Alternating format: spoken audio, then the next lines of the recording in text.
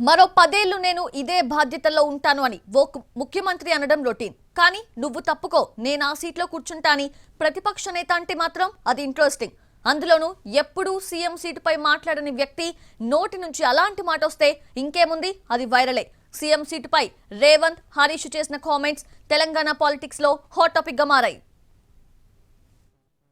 Telangana assembly సాక్షిగా అధికార విపక్షాల మాటలు మంటలు రేపాయి. మేడిగడ్డ నుంచి కృష్ణా ప్రాజెక్టుల వరకు విమర్శల పర్వం కొనసాగుతోంది. అయితే ఈ ఫైటింగ్ ఎలా ఉన్నా ముఖ్యమంత్రి Revanth Reddy, BRS MLA Harish Rao CM సీటుపై చేసిన కామెంట్లు మాత్రం ఆసక్తిని రేపాయి. 10 ఏళ్లు నేనే సీఎంగా ఉంటానని రేవంత్ అంటే, మీకు చేత కాకపోతే నన్ను సీఎం చేయండి అంటూ హరీష్ కౌంటర్ ఇచ్చారు.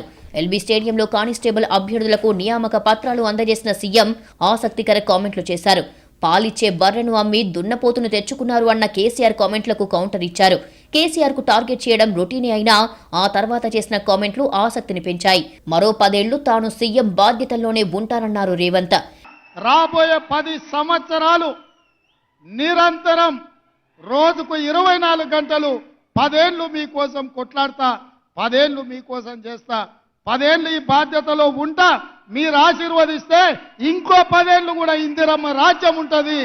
చంద్రశేఖరరావు, నీకు సూటిగా సవాలు విసురుతున్నా, ఈ 10 ఏళ్లలో నీ శాతనైతే ఒక్క ఎంటిక వీక్కొని చూడు, అప్పుడు నీకు తెలుస్తుంది. ఇటు తెలంగాణ భవన్ లో మాట్లాడిన హరీష్ రేవంత్ కు కౌంటర్ ఇచ్చారు. ఎవరు ఎన్నేళ్లు అధికారంలో ఉండాలన్నది ప్రజలే నిర్ణయిస్తారన్నారు. మేడిగడ్డపై ప్రభుత్వానికి కౌంటర్ ఇస్తూ, సీఎంకు చేత కాకపోతే దిగిపోవాలని, తనకు ముఖ్యమంత్రిగా అవకాశమిస్తే సరిచేసి చూపిస్తానన్నారు. నేను సీఎం అవుతానంటూ హరీష్ మాట్లాడడం ఇదే మొదటిసారి.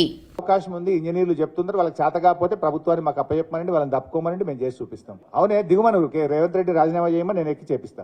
రేవంత్ రెడ్డి రాజీనామా చేయమను, నేను ముఖ్యమంత్రిగా ప్రమాణ స్వీకారం చేసి నేను చేసి చూపిస్తా. నాకు బాధ్యత ఇస్తా అంటే I'm ready to take it. ఆయనకు చేత కాదు, హరీష్ రావు నువ్వు చేయంటే చేసి చూపిస్తా. హరీష్ నోటి నుంచి సాధారణంగా మా పార్టీ అనే వస్తుంది. అలాంటి వ్యక్తి ఇలా నాకు, నన్ను అని మాట్లాడడంతో ఆ కామెంట్లు వైరల్ అయ్యాయి.